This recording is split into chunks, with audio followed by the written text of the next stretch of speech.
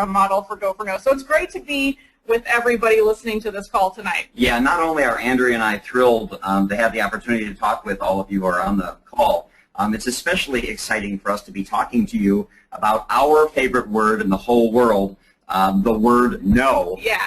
Now, you might be thinking that sounds really strange, someone having no be their favorite word. After all, everybody loves the sound of the word yes. It's so positive, it's so empowering. You know, and for most people, no is just the opposite. It's negative, it's draining, it's the antithesis of yes. But what if no could actually be the most empowering word in the world? What if you could achieve every quota, hit every income goal, and reach every personal dream by simply learning to hear no more often? Yeah, now, you know, the funny thing is that as kids, we weren't fazed at all when we heard the word no, were we? We shrugged it off, we laughed at it, we simply ignored it. But somewhere along the line, this natural sense of tenacity that we're born with tends to get lost, or worse, it tends to get drummed out of us. Now, just in case, you know, everybody's starting to think, wow, this sounds like this is, you know, simply rah-rah motivational stuff, let us assure you it isn't. Over the next 50 minutes or so that we have with you, we're going to talk about a couple of core concepts, what we call core Go for No concepts, that can start impacting your business and your results immediately. And when we say immediately, we're not talking about next week or next month or next year. We're talking about like tomorrow. Exactly. So here is the first question that we want to ask you. And the question is, when you hear the word no, what does that no mean to you? How do you respond to a no internally in your mind? You know, what do you say to yourself? I mean, is this the moment where you say, wow, I'm not going to get anywhere today. I don't have what it takes. I hate trying to get business. I'm terrible at prospecting, networking, getting meetings with people. I'm not going to be successful in this business. I mean, you see where I'm going with this, right? It's all that negative stuff that we put in our heads. And, you know, it's really hard to kind of avoid that negative thinking. And also, how do you respond externally in your actions? You know, what do you do when you get a no or a series of no's?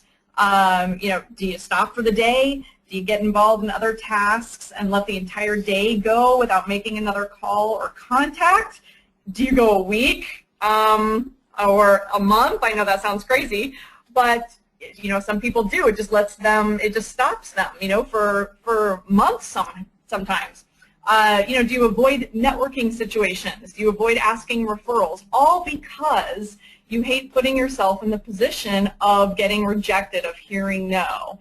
And your answers to these questions are really telling, you guys, because they really, you know, your response to the rejection, in this case the no's, is really the thing that ultimately spells the difference between long-term success and failure for millions of people all over the planet.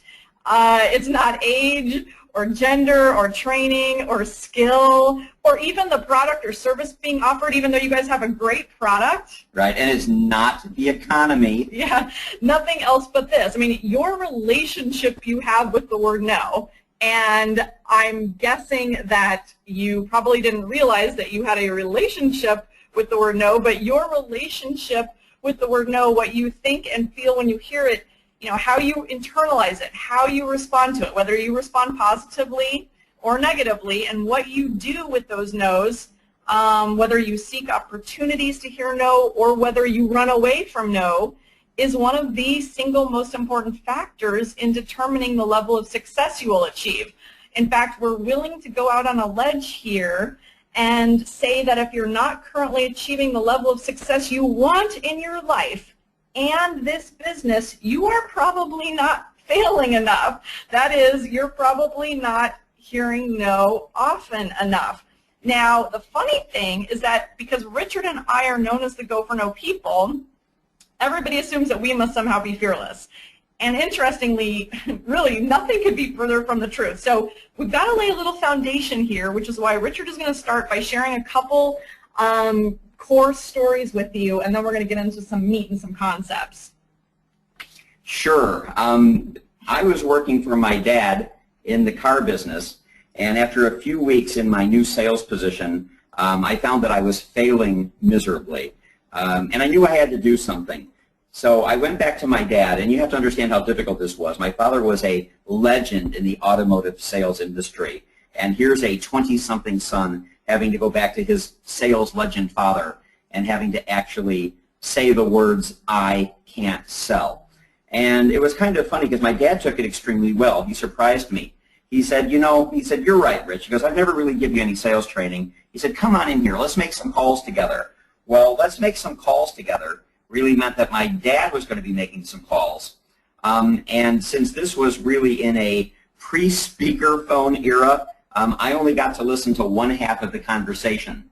So my father grabs his phone book. He flips it open to the rent-a-car section, runs his finger down the page, and goes, "Here we go, ABC Rent-A-Car, Manheim Boulevard." He said, "I've never called on these people before." He said, "Let's give them a call." Well, he dials the telephone. He gets the purchasing agent on the phone. And Lori, Christy, I am telling you, in 3 minutes, he gets an order for 20 cars. And that was it. That was the moment that I decided to quit the car business. Because I knew I could never do that. Well, at least I didn't think I could. You see, my father was, like I said, the quintessential sales natural. He was one of these people who could start a conversation with anyone, anywhere, anytime, about anything. He had no fear. He had no hesitation. He had no doubt. He just did it naturally. Well, in this regard, I am not my father's son. Yeah. Now, you might be thinking that this is the point in the story where Richard is going to tell you all about how he dug in and worked really hard and conquered his fear of selling, right? Not so much. No. The truth is, when I say I quit my job, I did. I quit my job. I moved from Chicago all the way to Los Angeles to get as far away from selling as I possibly could, as far away from my father's sales legend shadow. And interestingly, when I got to LA, the first job I took was in sales. But this time I took a job in retail selling. Because I thought in the world of retail selling, I wouldn't have to go out and prospect for customers. I wouldn't have to, quote, start conversations with strangers, unquote. People would just be coming into me. But the truth is, it didn't make any difference. I still found myself failing. And I'd been in a job for about 2 months. To say that I wasn't doing well is an understatement. In fact, my sales were so abysmal, I was pretty sure they were going to fire me. And that's when I heard that the district manager, a man by the name of Harold, was scheduled to visit the store. And I thought that maybe if I could impress Harold on this store visit, they would give me some more time to improve my sales. Well, Harold showed up at 9:30 in the morning. We had donuts and coffee. The store opened up at 10. And because I was the first person in that morning, I got what they call the first up. I got to help the first customer. And in walks this well-dressed gentleman who immediately announces that he wants to buy an entire wardrobe of clothing. And I thought, wow, this is it. I mean, what luck. This is my chance to impress Harold. And sure enough, within about a half an hour, I had an $1,100 sale, which was a good sale for the time. I was really proud of myself. And I was certain that Harold was going to be, super impressed, right? Well, Harold finally, made a little comment to me. He said, "Hey, kid, that was a nice sale." And then there was this long moment of silence. And then Harold would proceed to ask me a question that would literally change the course of my life. Harold said, "Out of curiosity, Richard," he said, "what did that customer say no to?" And at first, I was a little angry. I thought he was going to, give me a big compliment. But then I stopped and I thought about it, and I mentally reviewed this sale in my mind from beginning to end, and I realized that that customer hadn't said no to anything. Every single thing that I showed that man, he purchased from me. I said, "Harold, the customer didn't say no to anything." And then Harold asked the other really great question. He said, "Then how did you know he was done?" Well, I'm going to tell you all how I knew he was done. Okay? You see, at that young age, with the income I had at that time, I had never spent $1,000 on a shopping trip on myself in my life. The idea of walking into a store and spending $2,000 or $5,000 or $10,000, that was outside of my consciousness because I had a $1,000 mindset. And when any customer got to my mental $1,000 spending limit, they were done. I would shut the sale down, I would ring them up and send them on their way. Harold said, you know, Richard, I watched you sell. And he said, you know what, kid? He said, you're not half bad. He said, but your fear of the word no is going to kill you.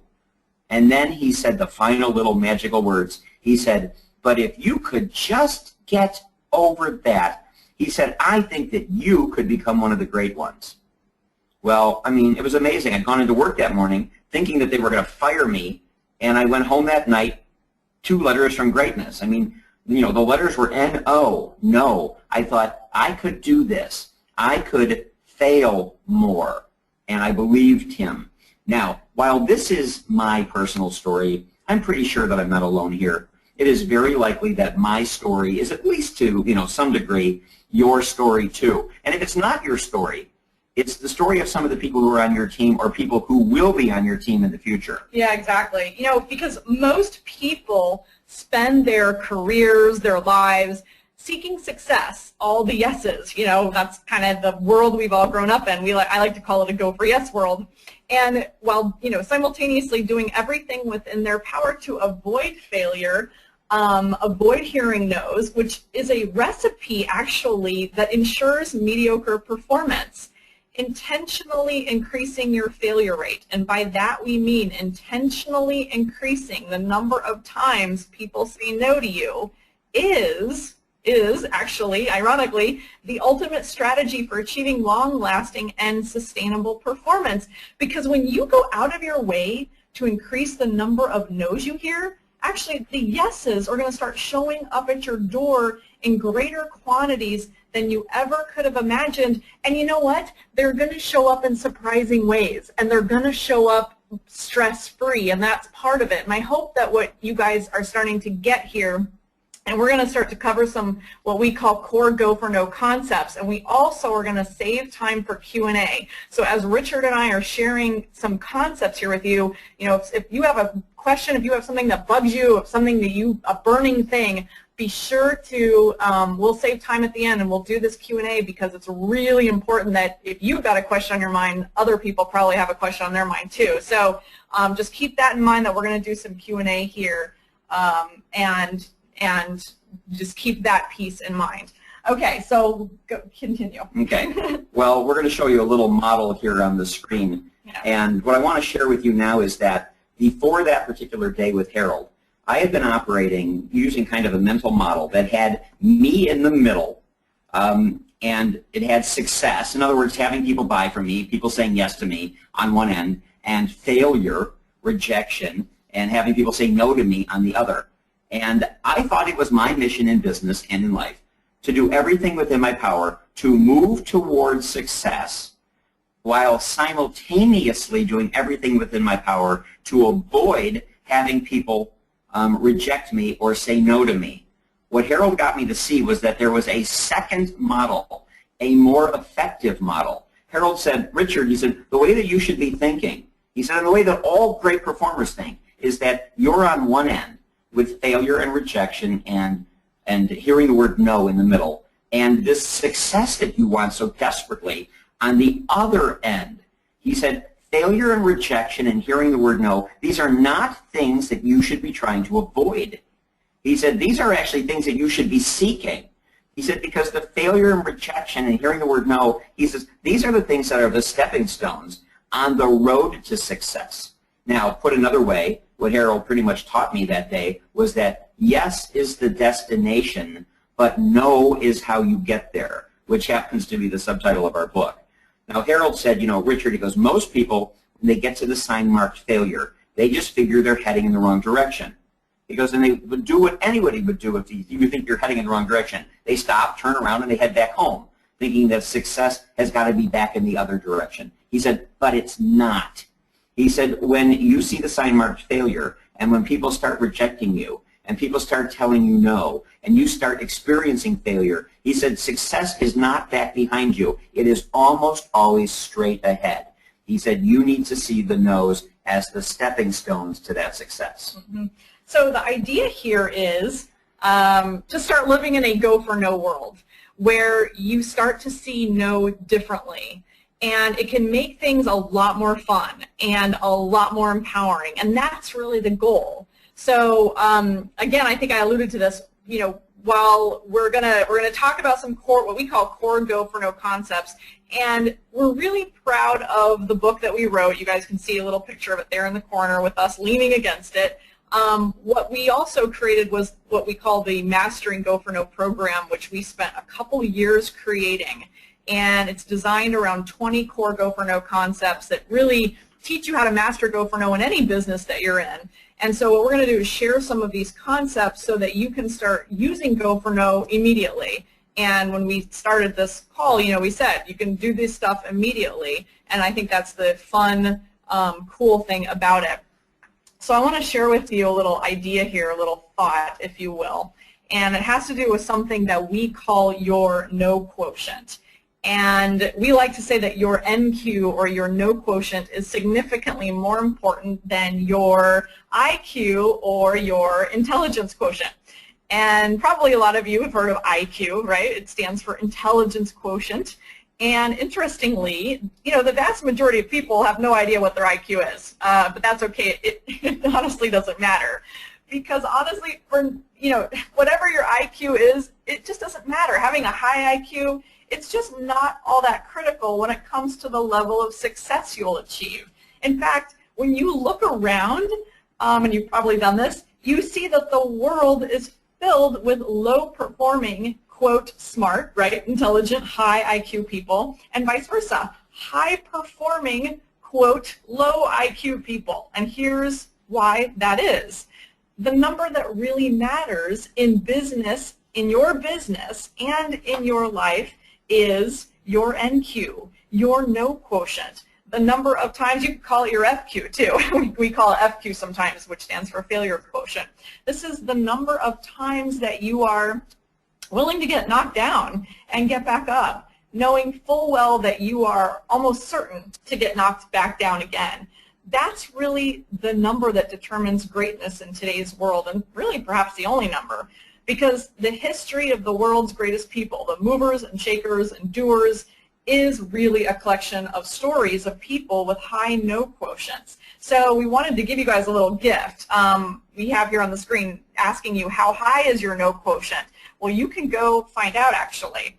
You go to our website at goforno.com. There's the code on the screen. It's 1001. What you have to do when you go to the site is you have to scroll down and look for a little graphic on the right-hand side that says, what's your no quotient? And you click that and you type in that code and you can take the assessment.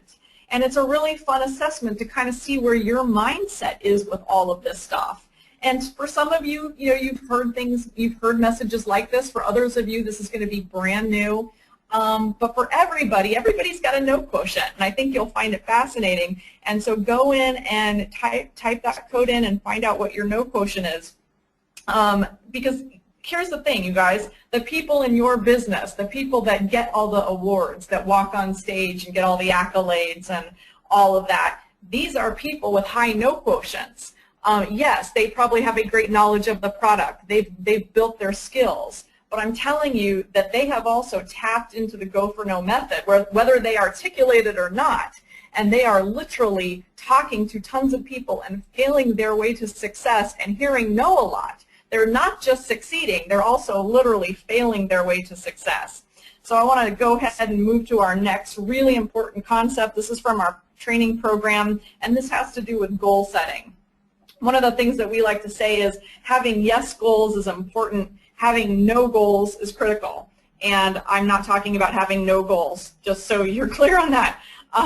We all know how important it is to set goals, and the problem sometimes is in the type of goals that we set. And most of us, I would say all of us actually, operate with what are commonly called yes goals, or goals for the number of times that people are going to say yes to us. How many sales or dollars that we generate. And it's a fine approach, and yet it has a very interesting flaw to it. And the flaw is that once we achieve the goal, or even as we get near achieving the goal, we tend to divert our attention to other tasks, or we reward ourselves for our success. But how do we reward ourselves? Well, it's very interesting, by slowing down, by taking time off, by getting involved, going to movies or golf or shopping, or getting involved in all the non-sales oriented tasks, right? Like catching up on paperwork, or just doing other things. So here is the approach that we want to share with you that can really increase your performance. And this approach is to stop setting the yes goals and start setting no goals instead. And by the way, I am not saying don't have a vision board. I'm not saying don't write down your ultimate life dream and life goals. I'm talking about tactical goals that you have on a daily or weekly basis here.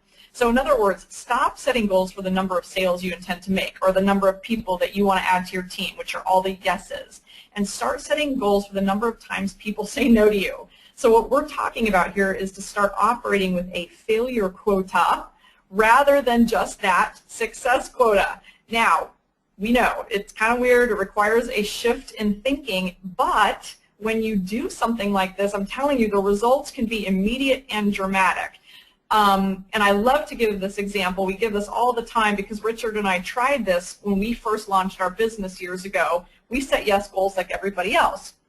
And in our case, we had a goal for the number of times a company would hire us to speak and do training.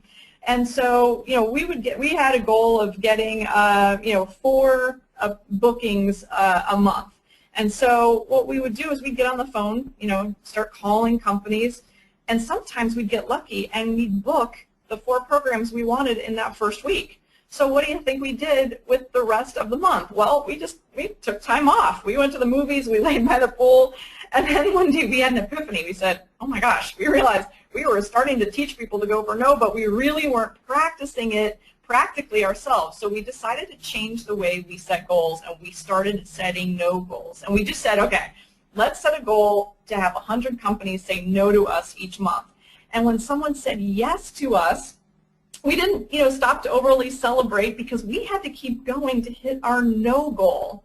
And that was the difference.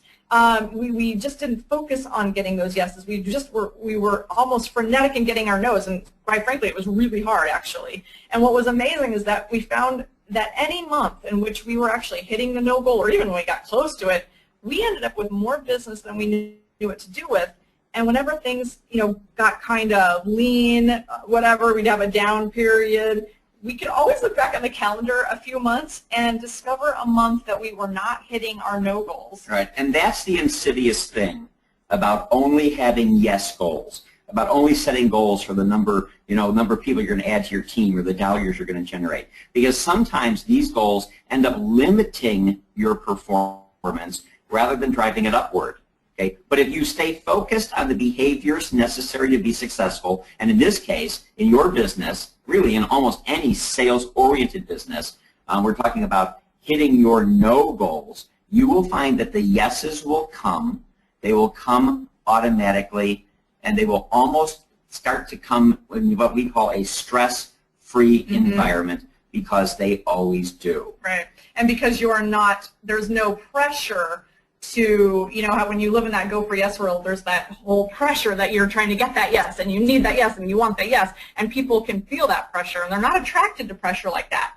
You guys know that the product sells itself, right? You know how beautiful it is, it's attractive, it's stunning, and yet you also know that you have to talk to people. So when you set this no goal, you let all of that work in your favor, and you just focus on your activity without having that pressure-filled piece of getting those yeses. Right, and one of the mantras that we have learned recently is that no is a perfectly acceptable answer. Now, yes is better, right? We know that. We all want to hear yes, okay? But no is a perfectly acceptable answer. And when you go into a sales situation, understanding that no is a perfectly acceptable answer, if it's the wrong person, the wrong time, the wrong size, the wrong price, the wrong whatever, and it's just not right for them, and they say no, and you're good with that, the ironic thing is people will start to say no to you less, because they don't feel pressured when you're willing to accept a no. There will be a draw and a pull. And that's part of the magic of the Go for No idea. Yeah, and it just makes things way more fun for you. And I hope you guys get that this whole process is not about suffering or beating your head against the wall to, get a bunch of no's. You can make it fun and it can be empowering. All right, so let's move on to this next really important concept. And that is number 4 from our program. And it's to focus on quantity first, quality second. Right. So now what do we mean by that? Focus on quantity first and quality second. Well, specifically what we're talking about here is the quantity and the quality of your sales and your recruiting presentations. Quantity refers to the number of people that you are going to approach with the fairy story. Okay? Well, quality refers to how well you explain the features and benefits of the products and also the business opportunity. Right. Now, Andrea and I do not want to discount the importance of doing a quality presentation when it comes to influencing people and achieving success in life. Your organization has put together some of the most beautiful sales materials we have ever seen with one of the best, most compelling stories.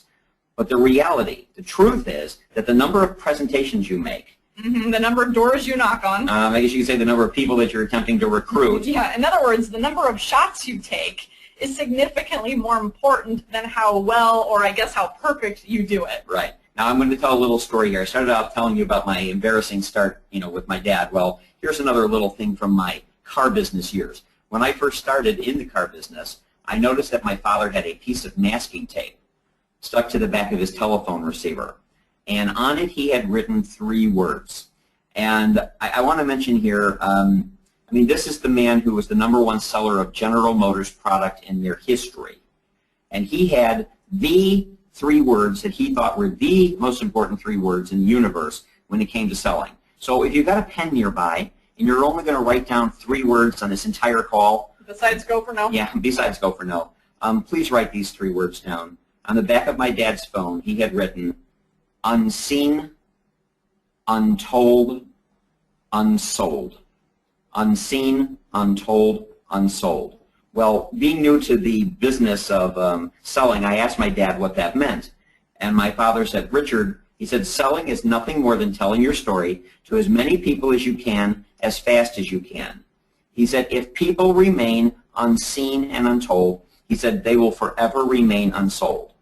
So listen, let's just face it, right? It does not get any simpler than that. What we're trying to communicate here is that the best, most perfect approach in the world, okay, the one about Fairy's products and about the opportunity and the company and the leadership and the history, the one that you've worked for hours and maybe days on, is completely wasted if you don't deliver it. While the worst stuttering, stammering, unfilled presentation in the world has a chance to create magic for the right person at the right time. It does not matter how smooth you are or whether you can answer every question that somebody's going to throw at you. What matters is that you tell your story to as many people as you can, as fast as you can. Now, we're actually willing to go out on a little bit of a limb here and say that you could approach someone with this approach, okay? Hold on to your seats. You could approach somebody and say, you don't want to know about Fairy, do you? And you know what? And that's a pretty bad approach, right? It is. Yeah. And you know what? Some people are going to say, I don't know, what's Fairy? And suddenly you're going to find yourself in a conversation about your product and about the organization. And that is the goal. The goal of the approach is to engage in a conversation. It is not to do it perfectly. It is to engage in a conversation and to create a chance for magic to happen. Yeah, exactly. Now, obviously, we don't recommend you actually use that approach. And quite frankly, we know that when you are wearing the earrings and wearing the sunglasses and the watches, you're probably getting approached a ton, right? So you have to kind of be able to respond to people in a very friendly, approachable way. But it's a great example when it comes to really having that in-depth conversation to make the point that the worst presentation that is delivered is infinitely better than the perfect presentation that's never delivered. That's what we're getting here. Because the problem is that, many people spend so much time preparing and working on their, quote, approach that they never get around to approaching anyone. Somehow they're just never quite ready enough. Well, the best way to perfect the quality of your approach is to get out there and increase the quantity of people that you approach. So I know that this is a little controversial. I told you we were going to have time for Q&A, so if something pops up for you, we will absolutely address it. Yeah, and in this way, what we're suggesting is that you now have a chance for the SW principle to go to work for you. And that means some will, some won't, so what? Someone's waiting. Some will. You're going to make your presentation, whether it's just because somebody wants to buy or they want to join the business, and they're going to like what you have to say, and they're going to love the story, and it's going to be easy. Some won't, no matter what you do, no matter, price, it just doesn't matter. So what? This is where your response to hearing no comes in. This is where your response to your attachment to the outcome, in this case, your attachment to the yes, needs to become so what? And then really after that, sorry about the train. Leora knows about the train. Yeah. And this time when I got train. And immediately after that, someone's waiting. So this idea of someone's waiting is really important though, because, the question is, do you have someone waiting? And do you have that list of people that you've spoken to over the last 3 months, 6 months, 9 months, 12 months, right, who said no? And maybe they weren't ready to buy. Maybe they had something in mind, but they weren't ready to put any money down on it and begin. Maybe they were interested in the business, but they weren't ready to, to start. Have you followed up with this person? Maybe you got a, business card of someone that you got a week ago and you just haven't called them. You probably have a, list of people that are happy customers that you can get on the phone and start calling and asking for referrals. So is there someone waiting? Absolutely, there's someone waiting. There is always someone waiting. You know that. However, the problem is because we operate in this go for no type of world, meaning we're always operating in a way that has us avoiding situations where we might be rejected.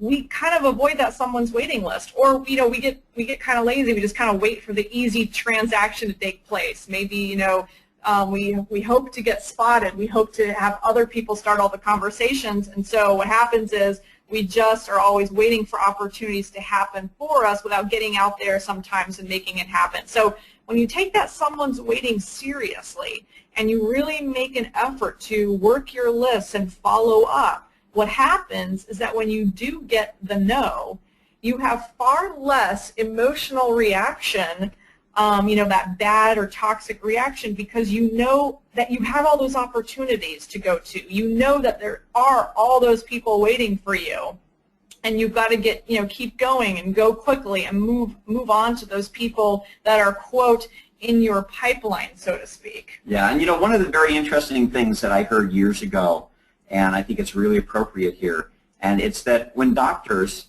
are, when they go to medical school, one of the things that they are told, one of the things that they are taught, is that every doctor is eventually going to lose a patient. And if you stay in the profession long enough, every doctor is going to lose a lot of patients. And the question is, how does a doctor get past losing a patient? And the answer is with a single word, and the single word is next. Now, that doesn't mean that they're cold and callous. What it means is that if you spend a lot of time focusing on the one you lost, then you're not focused on the right thing. The right thing is there's somebody else who's waiting in the waiting room, or who's going to be your next appointment, or is going to be the next operation, who's the next person that you can help. The parallels to what you do in your business, what we do in our business, and to what a doctor, and the way a doctor needs to think is really strong. You cannot get all hung up and spend a lot of time in the, oh, I just lost one. You've got to get on with the, okay, there's someone else who's waiting, who needs our products, who needs our services, who needs the opportunity, who needs my expertise, so that you can move forward as quickly as you can. So, yeah, I'm glad you said that, actually, because I think what you're getting here is the whole point of this is to not only increase your failure rate and not only increase the number of times you're hearing no, but to also really work on this emotional component. And one of the ways that you do that is by kind of moving quick and not focusing on all of those no's, which we tend to do. We tend to, when we hear that no, we look at it as kind of like the end of the world, and that was the person that was going to make our make or break our business. That's not true. The person that could make your business might be the next person that you talk to. And if you're wallowing and you're feeling frustrated and you're crying over that no, that's not going to serve you. So what we suggest that you do, especially if you're setting no goals, is say, you know what, it was a no, no big deal. Someone's waiting. Celebrate the fact that you made the attempt, that you had the conversation. Maybe they're going to be, on your follow-up list, and really celebrate the transaction and celebrate what happened and be proud of yourself because you're in action, and ultimately you can't control other people's behavior, what they're going to decide, do, or spend. So be proud of that and then reward yourself and move on. That kind of nicely brings us to our next go for no concept. Right, and that is that no doesn't mean never. Okay, no means not yet. Now, for those of you who love numbers, here come the numbers. You ready? And this would be a good time to have a pen out as well. 44% of all salespeople, anyone trying to sell anything, product, service, idea, doesn't matter, give up after hearing one no. They hear one no from somebody and they say, okay, that's it, I'm not going to go back to that person again. 22% more give up after hearing a second no. 14% more give up after the third no. 12% more give up after the fourth no, which means that 92% of all people give up before getting a fifth no from someone. And yet the same research project that this came from shows that 60% of all customers say no 4 times before they finally say yes. Think about that. 60% of all customers are going to say no 4 times before they finally say yes, whether they're buying the product or whether they're joining the team, whether they see the opportunity as something they want to do. Most people are going to say no 4 times. It's that magical 5th time that's kind of the threshold where eventually somebody may give you a chance to say, okay, great, listen, let me see the catalog. Let me hear about the opportunity. What is this? The interesting thing about this whole thing is that most salespeople end up asking themselves, how do I get in the top 10% of the team? How do I end up on the stage? How do I end up getting the trophy and the reward and the big bonus check? And the answer is you've got to be in the game when the majority of people finally say yes. Well, if 92% of all the salespeople have quit after the 4th no, but 60% of the customers are still there waiting to buy, it's not a surprise that the bulk of the business always goes to a very small percentage of people. It's because they have mastered the ability to be persistent and tenacious and to stay in the game, and they understand that somewhere around the 4th, 5th, 6th no, maybe it's the 7th, maybe the 8th, it doesn't matter. They're going to still be in the game when the person finally says yes. Yeah, absolutely. And another interesting thing about staying in the game. Staying in the game is so important because you are actually building trust with people. I mean, if you talk to somebody and then 3 months later you're doing something else, and then you talk to another person, the same person, and 3 months later you're involved in something else, well, that doesn't build trust. But when you follow up with someone literally every few months and you're talking about the same products and you're sharing all of the wonderful things that you're doing and exciting things that are happening, that's building trust for other people, that they see, wow, you're hanging in there, you're still in the game. It's really got to be a worthwhile opportunity. So we want to talk about something a little unusual here, and I think you know that we use the terms failure and no interchangeably because we understand that people see no as a failure in most cases.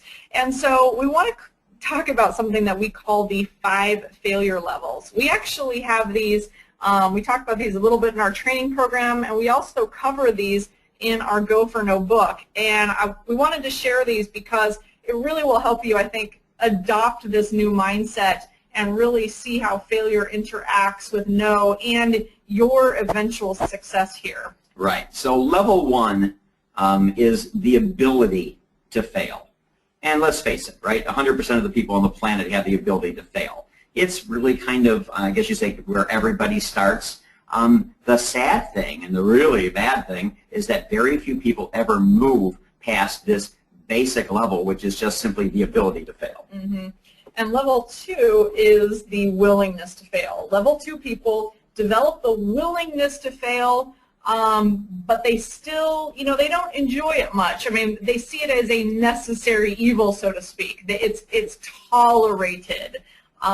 People who, hopefully a lot of people who read our book can make it to this point where they're willing to fail, but they're still not having a lot of fun. Right. And then this is where it gets interesting, okay? And I hope you're paying attention right here, because this is the thing, okay? It's level 3.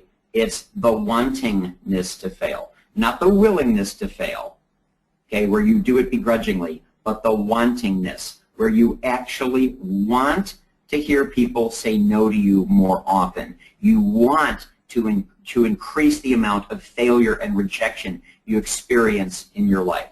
And what's so interesting about this level 3 thing is that probably in reality, fewer than 5% of people ever get to this level for any sustained period of time. But when you can get to level 3, when you can actually have a day where you are wrapping up at the end of the night, it's 9:30, you're turning off the lights, you're heading off to bed, and you actually find yourself saying, wow, I didn't have many people say no to me today.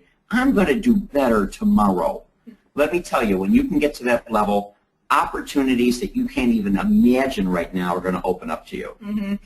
Absolutely. Level 4 is about failing bigger and failing faster. You know, the people who get to level 4 have come to the conclusion that if failing is good, quote, hearing no, right, then failing faster is better. And not just failing faster, but also failing bigger. I mean, after all, a no is a no is a no, no matter who it's coming from. Yeah, you know, as the saying goes, easy yeses produce little successes. Yes, and I think tonight I was online and I saw a spectacular engagement ring that you guys have that was $55,000. Now that's an example of a really big no. I like it. I don't, Richard, that's a hint to you. Yes, thanks. Talk about go for no. When thinking about going for a big no, though, seriously, the real question and the only question should be, do you have something that this person might benefit from? And if you believe that you do and you are sold on the benefits, then you need to put your own fear or apprehension aside and get on with telling them your story.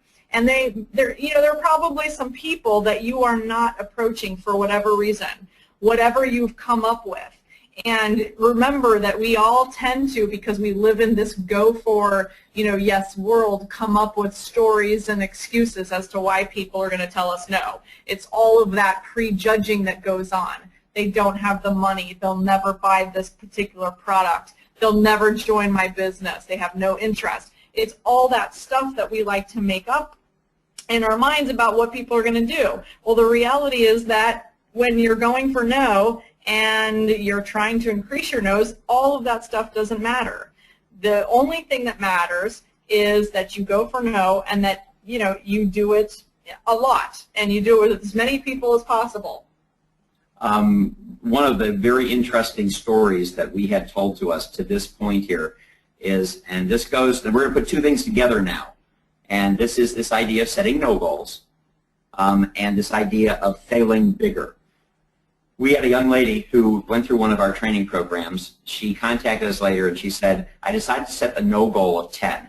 She goes, I was going to get 10 people to tell me no that week. And she said it was Friday evening around 5:30, 6 o'clock. She said, I was at the end of the week, and she said, I was really disappointed because I had only gotten 9 no's, and I didn't get the 10th no. She said, I was really disappointed. Now, just think about that in a change of attitude. So now this is a woman who's developed the wantingness to hear no more often. And suddenly she said, I thought, you know what? She goes, my doctor. My next door neighbor was a doctor. And she said, for the previous 2 years, I kept saying to myself, he's a professional. He makes hundreds of thousands of dollars a year. He wouldn't be interested in my measly little business. He would never join. And she said, I'd always avoided approaching him because I always knew that he would tell me no. And she said, and now the tables were turned. I wasn't, looking for him to say yes to me. She said, I needed that 10th no. And she said, I was absolutely positive that he would be my 10th no for the week. So she said, I went and got dressed up. I went across the, yard. I walked up, rang his doorbell. He was home. I, told him what I wanted to talk to him about. He invited me in. Here is why we say, when you go for no, it can get magical. She said, not only did he join my team, she said, he is now the highest performer and the biggest leg in my business. Why? Because she stopped prejudging him, and she started going for more no's. She started failing faster. She started having no goals, and she was willing to fail bigger. The person who she thought was the person who would never say yes, she said, what the heck, let's go for it. Let's give it a shot. Absolutely. And so that brings us to level 5, which is failing exponentially. This is a function of team leadership. And Christy and Lior tonight bringing us on here, that's what we're doing tonight. They are enlisting others to fail with them because they know that if driving their own failure rate can increase their success, then everybody, all of you, failing, quote, failing together, team failure, it always gets a laugh. I don't know if you're laughing, but everyone always laughs at this for some reason. But seriously, if you are all out there hearing lots of no's, it's going to increase your team success. That's just the bottom line. So that's what we're doing on this call tonight. So we want to wrap up a little bit, and I want to have plenty of time for Q&A. If you have something that's kind of a burning question, we're open to it. Feel free to challenge us. We love challenges, and anything that I can't answer, I'll just put Richard on the hot seat, and he will have to answer. But an important point here so that you understand kind of where we're coming from, and that is that staying persistent, which obviously is really the go for no mindset here, is not just about you and what you get out of the sale. We are not teaching you all to use Go for No as a tool for evil. It's not about manipulating or badgering people or having people run from you. Obviously, you have beautiful products and you want to have a demeanor and an attitude that matches those gorgeous products. But what we're talking about here is that most people give up way too soon, right? They take themselves out of the game like we were talking about earlier.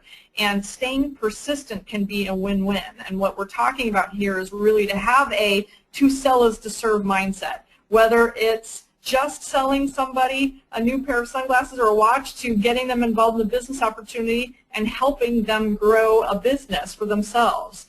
And the problem is a lot of people see, quote, sales or even the business opportunity piece and serving others as choices. But obviously, they're not choices. They're something that you can do, you sell and serve together. You do those things simultaneously.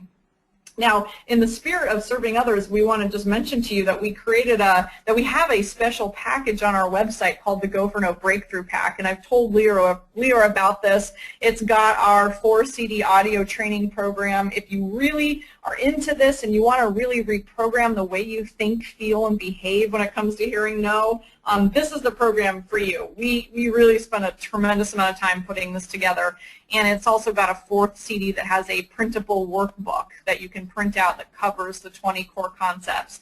It's got a couple other interesting things in there too. One of them is a personal development documentary movie that we created called Yes is the Destination, No is How You Get There, and it's got almost 58 people who we interviewed about how they have used all of these concepts that we've shared with you tonight, how they have used these in their business to be more successful. And then the third item is a reprogramming CD, literally a CD set to music with Go for No statements so that you can listen to this and start internalizing these ideas and quickly start becoming a Go for No person. People ask us all the time, how do I do this? Well, you've been living in a Go for Yes world for your whole life. So a big piece of this is to start reprogramming your thought process, and that's why we created this CD, is it really helps reinforce the messages in the training program and in the movie, so you can just pop it in your CD player in your car or put it on your iPod, and it's fabulous. So if you go to goforno.com, definitely do your no quotient that we gave you earlier, take that quiz, wait 30 days, come back and take it again, and when you go to the development store, just look for the Breakthrough Pack. We sell it on the website for $167, but whenever we do an event like this, we always do some kind of special offer. So we created a coupon code, which is GWT1 for Global Wealth Trade 1, the number 1, just like it sounds, and that'll take $70 off. So it's just $97 for that package instead of the $167. So I encourage you, if you're really interested in it, to take advantage. So with that, we want to wrap up here, and we want to make sure that we get some good Q&A in. Wow, incredible, incredible training from Andrea Waltz and Richard Fenton. Thank you again for taking the time to be on this call. I know I learned a lot, and I used to have a consulting business, and Microsoft was a client of mine, and I know that Microsoft has a huge sales force.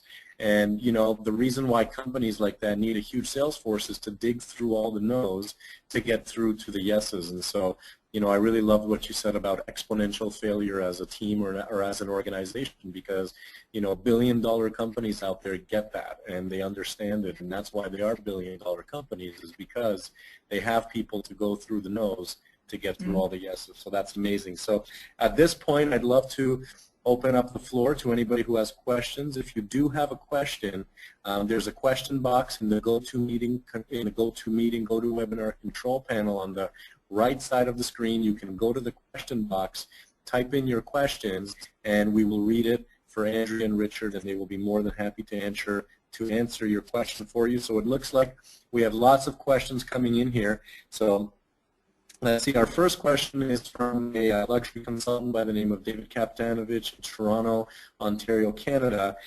David says, what are your opinions on building a smaller number of quality relationships versus just hammering out the numbers and telling the story ASAP? And do you see a balance between the two? What is most effective? Yeah, and I think it's important that we don't leave people. I'm glad we got that question, because we don't want to give the impression that it's all a numbers game and that the quality doesn't matter.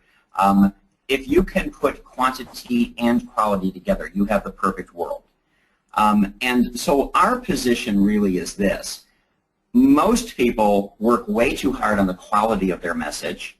They don't work at all on the quantity of their message. And so because of that, we tend to stress the quantity side more.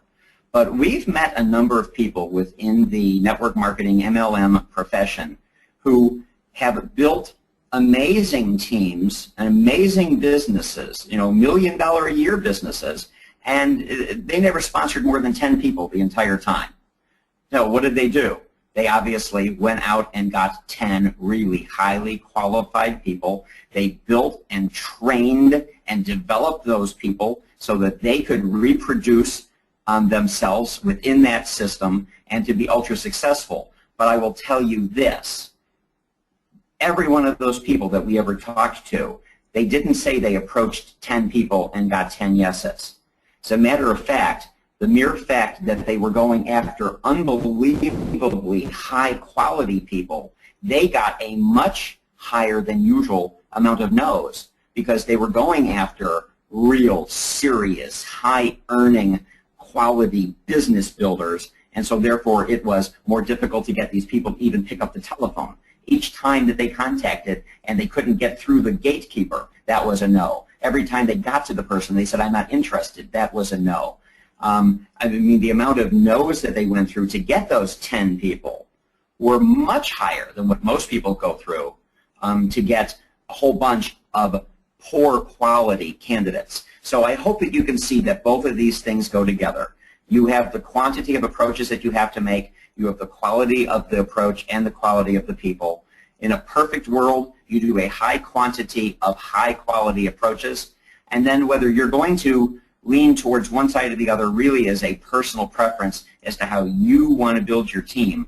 But there is nothing wrong with building it with a limited number of really high-performing business builders. Great. Thank you very much, Richard, and thank you, David, for asking that question. Our next question is coming in from Andrea Wolozonsky, another luxury consultant from Mississauga, Ontario, Canada, and her comment is, this is really helping shift things for me. It's like this pressure to get the yes is easing. I'm not sure quite how to explain it, but it's almost like I feel this playfulness coming back. Like, oh, okay, that was for you, thanks, and on I go. Out of curiosity, what's a good amount of no goals to set? Is it per week? And what's a no reward? That's a great question. I'm glad that you feel that way, Andrea. It is kind of supposed to be playful. That's our goal. That's one of our goals. There's no way for us to really set a no goal for you. What we like to suggest is to really look at kind of where you are kind of study where you are for the last 30 days and create a baseline. And then for that next 30 days, and you can do it for a week. You can set a no goal for a week or even a month. It depends on kind of how much and to what extent you're really working your business. And then, so see how many no's you're getting really for that 30 days, and then maybe increase that by about 10%. Obviously, we don't get on this training and say, well, you guys all need to be getting 50 or 100 no's, because it completely all depends on what you've got going on. But that's pretty much what we suggest from a setting no goal standpoint. And then from a reward, if you reach that no goal, celebrate by doing whatever special thing you normally do for the yes, pretty much. Got it. Got it. Well, Andrea actually has another follow-up question to that, and her question is, how do you keep following up to get that yes after the fourth or fifth time without seeming pushy? That's something I've struggled with. Yeah, I love that question. And Richard and I have a philosophy that's pretty much just keep things short and sweet. Certainly you want to build relationships with people, and if you can, if you develop, things that you can talk about with this person that are non-business oriented, that's great. But if you're just following up with that person, we recommend just calling and saying, hey, we talked, whatever, 4 months ago, and I was just checking in with you. My business is going great, and I was thinking about you today, and I just wanted to see if anything's changed. Keep it short and sweet. You don't have to draw it out and go through a long, detailed explanation if there's maybe something new that you wanted to mention. But I would say keep it short and sweet. That way you don't have anxiety about following up, and they don't feel like they're listening to a long, drawn-out thing. Yeah, exactly. And in our Go for No movie, one of the people in the movie, his name is David Fry, he made a really interesting comment. He said, I don't perceive Go for No as like a woodpecker pecking on a tree where it's, again and again and again and again, and the 100th peck is identical to the first. He said, you keep going for no, but you keep coming in at a little different angle, a little different way. You have a different reason for approaching the person each time. Hey, I wanted to send you an article. Hey, I was thinking of you. Hey, I wanted to check to see if anything has changed. Maybe sending some little thing that just says, we're having a meeting, would love to have you there. Each time maybe just a little bit different, and yet every time that the person, doesn't respond, they are in essence saying no to you, whether they're verbalizing it or not. And what you're doing through this process is you are buying real estate in this person's mind. You are owning a piece of property within their head. And what you're looking for is the day where things do change, where their boss calls them in and chews them out for something that they did not do, and they say, you know what, I've really had it with this job. I've got to get out of this business. I hate this company. I hate my life. What am I going to do? And they go, oh, I keep having that person approach me, right, from Ferry. There will come a moment where they are ready. The question is, when they're ready, will you be the first person they think of? Or will they think of some other opportunity or some other company from some other person who has stayed in contact with them? This business is not any business. It's not something that you're going to build in 30 days or even 300 days. The question is, do you intend to be in this business 2 years from now? If you don't, then there's a problem right there. But if you do, understand that the people you approach today may not be ready for 2 years. But when they are ready, you should have been in regular contact with them, and then they will hear your story, and they will hear it because they're ready to hear it, not because you're just trying to tell it. Love that answer, Richard. Thank you very much. We have another comment here coming in from Suzanne Maltman from Richmond Hill, Ontario, Canada, and Sue says, thanks so much, you two. Builds on what I have been doing to date, but need to really accelerate it all. So thanks so much for that comment, Sue. We have another comment here from Omid Batty, also from Toronto, Canada. Omid says, great information, thank you. Thanks for that comment, Omid. And then we have another question here coming all the way from California from Terrace Ellis. And Terrace from California says, brilliant strategy for reducing the resistance to no. Any empirical numbers versus anecdotal evidence for example, stories on the impact of setting no versus yes intentions? We have a ton of numbers that I don't think would mean anything to anyone in relationship to, because they didn't give us their yes numbers in relationship to their no numbers. We've got a ton of statistics about how people have increased their recruiting numbers, their fundraising numbers, their sales numbers. In some cases, doubling and tripling numbers in 1 month from the previous month. Not necessarily a yes to a no. Yeah, we have everything from our experience and from the. By the way, we've done this program that we teach. We've worked with probably 50 different network marketing companies, direct sales organizations, but we've also worked with American Express, Samsonite, Tommy Hilfiger, J.C. Penney. On and on and on. Pep Boys, I mean, you name it, we've worked in the industries. And we have had, and of course it depends on the type of business we're working in. We've worked with financial planners, we've worked with chiropractors, we've worked with real estate agents, and you can't walk into an American Express office and have the American Express business increase their business by 400%. Okay, that just doesn't happen. But we've had financial planners who have increased their business by 400%. Literally over the course of a year, they've increased, they have 4 times the amount of business they had a year previous because they applied the Go for No philosophy. On the other end of the spectrum, we have people who we talk with who have 0 impact. And that's because they cannot wrap their brain around the idea that if they would just increase their failure rate, that their success rate would improve automatically. And so the answer to the empirical evidence and the numbers evidence, we have it for all different types of industries, and the numbers run the gamut, and it's very personal to the willingness on the recipient's part to apply it to their particular business. I will tell you this just from our own particular situation.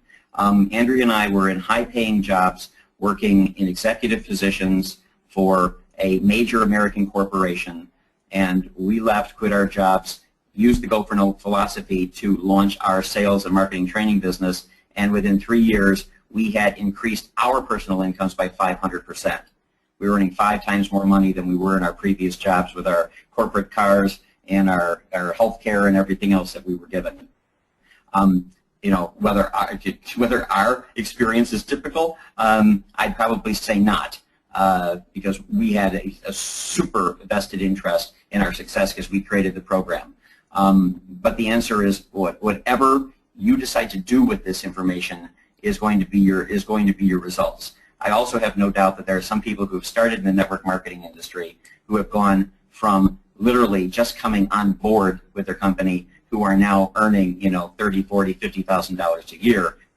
And I don't even know how you measure, measure that. Yeah. I do want to just mention something, Leah, if you don't mind me saying this really quick. My favorite story was this woman actually in insurance who had absolutely no experience. She had no experience in anything, and she joined the company. She happened to read a copy of get a copy of Go for No from her husband. She read it, and she literally, it was like ignorance and Go for No just combining together, someone with no preconceived notions, no idea what she was doing. She just literally went out there and did the Go for No concepts and ended up being one of the top sellers in the entire company and won the trip to Hawaii and all of that just because she didn't even really analyze it. She just went out there and did it.